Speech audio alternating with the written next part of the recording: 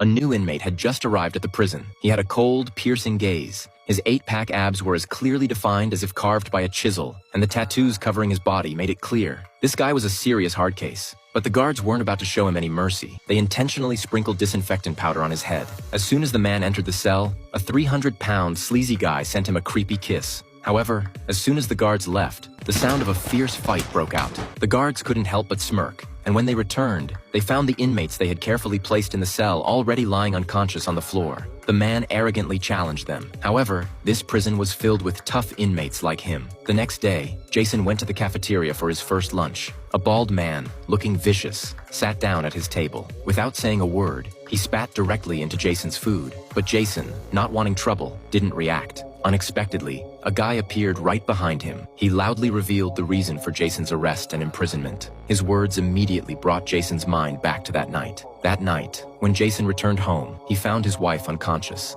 As he was about to call for help, a man in black suddenly appeared and knocked him out. When he woke up, his wife had already passed away, and the murder weapon was inexplicably in his hands. Jason was then arrested for his wife's murder. Now, facing the man's provocative challenge, Jason finally lost his patience. He grabbed the plate on the table and fought back. But in the chaos, he was ambushed by the man. Fortunately, the guards arrived just in time, bringing an end to the sudden brawl. The guards then told Jason that he had made a huge mistake because the man he had just fought was the leader of the prison's bald-headed gang. When Jason was taken to the warden's office, Warden Randy surprisingly offered to reduce his sentence. It turned out that before being incarcerated, Jason had been a professional race car driver. Randy wanted to recruit him to participate in the prison's racing competition. Unlike regular races, these prison races were far more brutal, and each event attracted millions of viewers willing to pay to watch, which brought in a fortune for the prison. Recently, however, the top racer, Frank, had died in a car crash. But since Frank had always worn a mask, no one knew his true identity.